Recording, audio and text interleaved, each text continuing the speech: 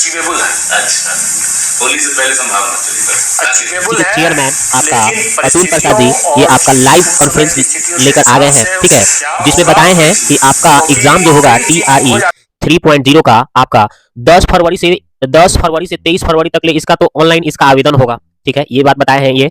और इसके बाद ये भी बात बताए हैं ये कि 7 मार्च से 17 मार्च के बीच में एग्जाम भी हो जाएगा क्लियर, ठीक है, एग्जाम भी हो जाएगा। यानी कि आज 6 तारीख हो गया तो लगभग आपका एकदम मात्र गिना गुथा कितना आपका 1 महीना का टाइम बचा है। 1 महीना में आपका एग्जाम भी हो जाएगा, ठीक है, 1 महीना के बाद आपका एग्जाम हो जाएगा। तो इसलिए आप एकदम जोरों तोरों से तैयारी में लग जाइए। ये भी बात इन्होंने कहा है कि TRE में जो TRE 3 में आपका सप्लीमेंट्री रिजल्ट का कोई प्रावधान नहीं होगा। जो सप्लीमेंट्री रिजल्ट जो बोला जाता है वो आपका TRE 3 में नहीं आएगा, ये पहले ही इन्होंने बता दिया है, ठीक है।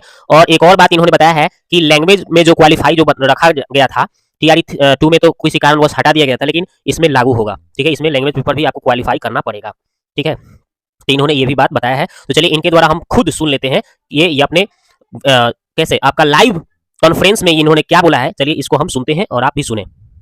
तक मैं समझता हूं कि हमारी जो तैयारी है वो सुदृढ़ है और अचीवेबल है। अच्छा, होली से पहले संभावना अचीवेबल है, लेकिन परिस्थितियों और उन समय की स्थितियों के हिसाब से उसमें क्या होगा, क्योंकि कई चीज हो जाते हैं। अब जैसे हम लोग भी तो जैसे सोचे थे नहीं कि आपका री एग्जाम कराने की जरूरत पड़े, सही बात।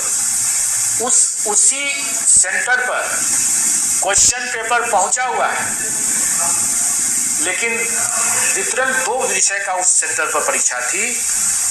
उस सेंटर सुपरिटेंडेंट की गलती से उसने प्रथम विषय की ही परीक्षा जो है वो दूसरे को भी बांट, जैसे हिंदी और मैथ्स था ना, एक ही सेंटर पर हिंदी और मैथ्स था, उसने मैथ्स के कैंडिडेट को भी हिंदी का ही प्रश्न पत्र बांट करके बैठ गया। अब शुरू के जो प्रश्न जो थे, जो कि भाषा के और जनरल स्टडीज के, ये तो कॉमन थे। अब कैंडिडेट ने जब 70 क्वेश्चन करने के बाद जब देखा तो उसको पाया कि उसका तो हिंदी का प्रश्न पड़ा है, मैथ्स की जगह पर हिंदी का, जबकि सेंट्रल सुपरिटेंडेंट चाहता तो वो उसको मैथ्स वाला निकाल के दे सकता था, क्योंकि उसके पास था, नहीं किया। सब कुछ ठीक होने के बावजूद भी सेंट्रल सुपरिटेंडेंट के स्तर से बढ़ती गई गलती के कारण से हमको पूरा परीक्षा करना पड़ा, क्योंकि अब तो वो करना है, क्योंकि हम लोग ऐसी इवेंचुअलिटी के लिए तैयार रहते थे। हमारा एक सेट स्टैंड बाई सेट तैयार, कोई नहीं सर, व्यवस्था बना दी है।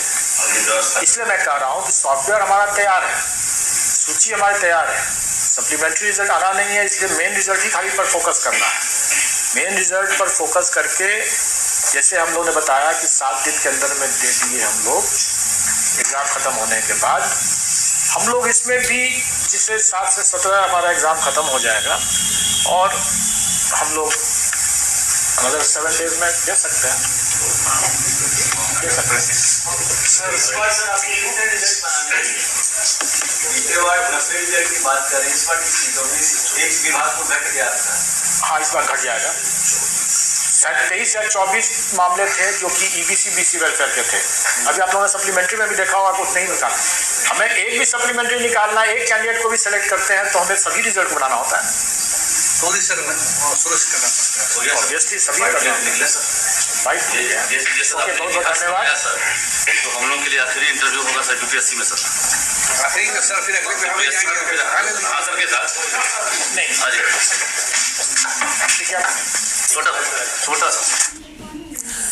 तो अतुल प्रसाद प्रेस कॉन्फ्रेंस करके BPSC के चेयरमैन यहाँ पर साफ तौर पर TRE 3 की घोषणा करते हुए उन्होंने साफ कर दिया है कि 7 से 17 मार्च के बीच, हालांकि तय तिथि नहीं है, इलेक्शन की वजह से बदलाव हो सकता है, लेकिन ये अनुमानित तारीख है 7 से 17 मार्च के बीच TRE 3 की परीक्षा हो सकती है।